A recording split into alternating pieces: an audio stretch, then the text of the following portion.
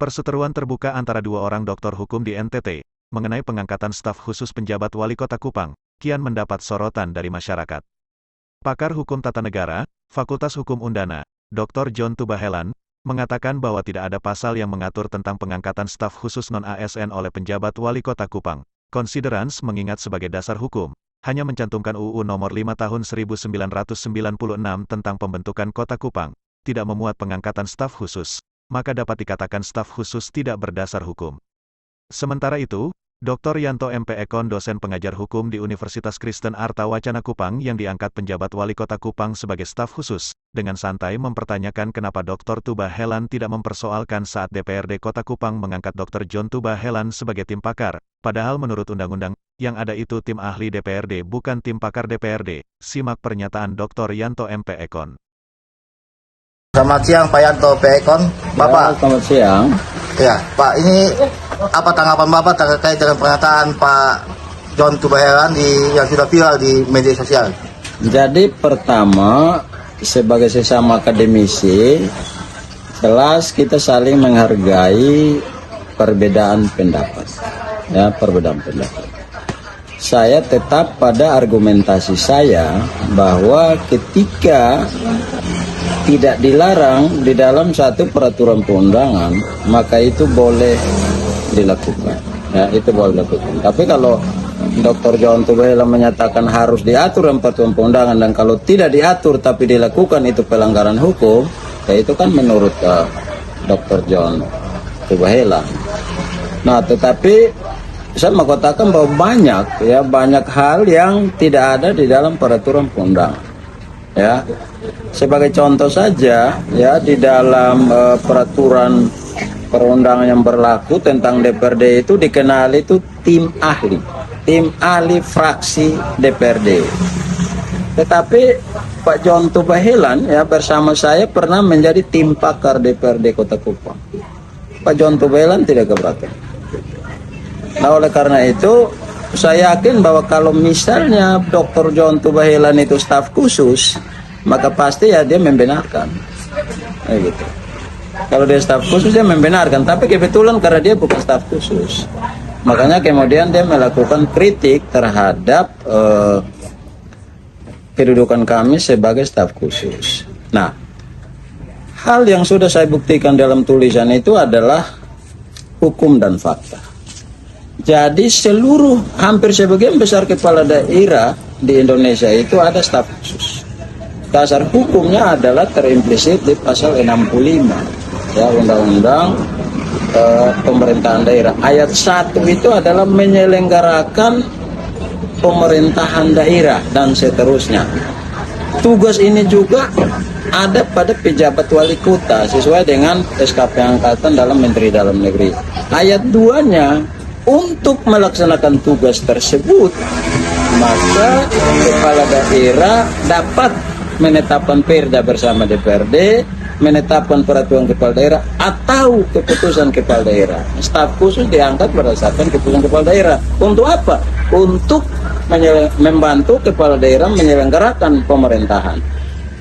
Penyelenggaraan pemerintahan daerah yang mana itu ada di pembagian urusan pemerintah daerah provinsi, kota, kabupaten dengan pemerintah pusat, itu ada di situ. Itu yang kemudian Pak John Tubahelan sering mengatakan rumah tangga material. Rumah tangga material itu pembagian tegas antara urusan pemerintahan oleh pemerintah pusat, provinsi, dan kota. Tapi untuk melaksanakan itu, maka pemerintah daerah dalam hal ini kepala daerah dia menerbitkan perkada, perda, atau keputusan kepala daerah. Itu demikian. Singkatnya bahwa Bapak menyatakan bahwa kenapa Pak John tidak mempersalahkan waktu jadi tim pakar itu? Iya, tim pakar DPRD kita menghasilkan beberapa perda tuh. Ya, kita menghasilkan beberapa perda. Termasuk waktu itu kalau tidak salah saya merancang perda tentang bangunan gedung pada saat itu. Ya.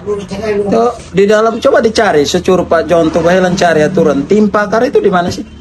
Yang ada saya baca adalah tim ahli DPRD, tapi yang dimaksud itu tim ahli fraksi. Baik, itu saja. Ya. Terima kasih Bapak, selamat siang. Ya.